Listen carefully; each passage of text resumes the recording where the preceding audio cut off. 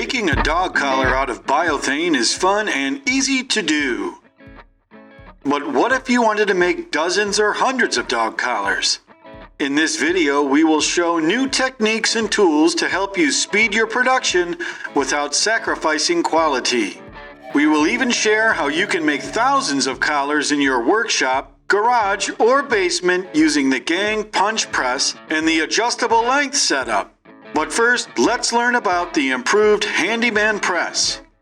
With this one tool, you can now cut radius ends, punch holes with specific spacing, and apply splash or capped rivets to finish your collars. Follow along with the 4 basic steps to making batches of BioThane dog collars. Step 1. Cutting the overall length of the collar blank. Align your BioThane roll to the cutter and determine your collar length. We are using a rotating pancake style method for alignment, seen here. Also, we are using the handy tape scale to measure our collar length. Cut all your collar blanks for your batch using the razor blade attachment and stack them.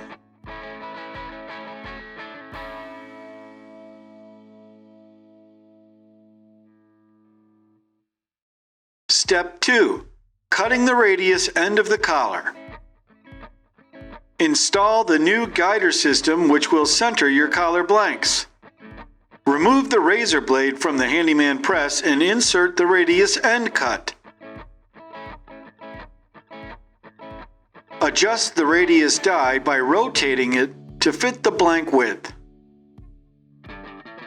Once everything is in alignment, cut the radius ends of the whole batch.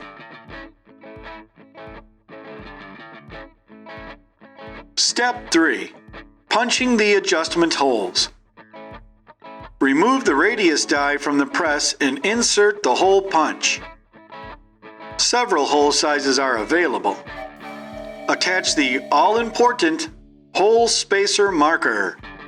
Measure your preferred distance between holes using a tape scale and tighten the marker into position.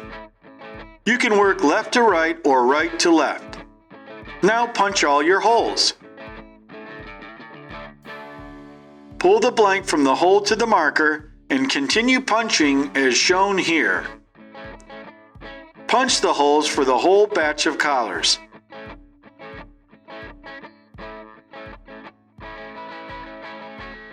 Your collar blanks are complete and ready for assembly. Step 4. Assemble your batch of collars with rivets. Remove the guider assembly and the hole punch from the handyman press. Attach the riveter assembly and the anvil to the press.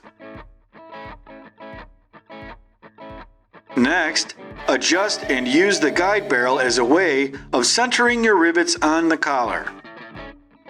Insert a cap into the anvil and a rivet post into the post holder. We are using a double bar buckle for these collars as well as a D-ring.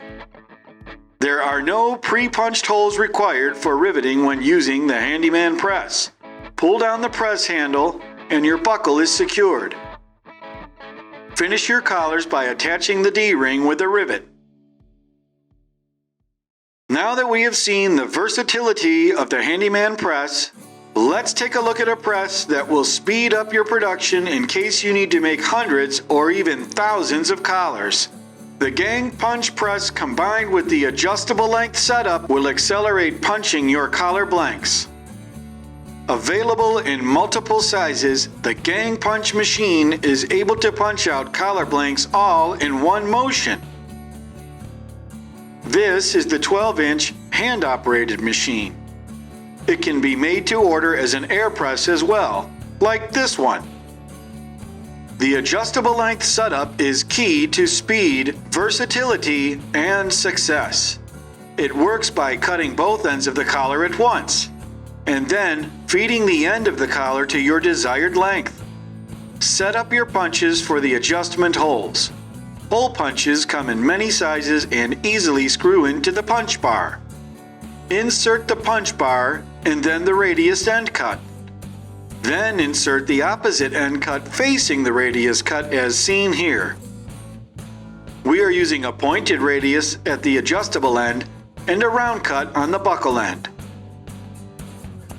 Once everything is in place, insert an end of BioThane to the end of your holes to begin punching your blanks. We are using the brand new Clear Matte Beta, sublimated with a deer pattern on one side and a tan solid on the underside. Your first punch is scrap to set the holes and the end cuts.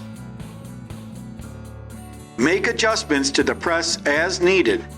If everything looks good, slide the BioThane all the way to your desired length. Close the centering scissors to lock the BioThane into place and pull the press handle down.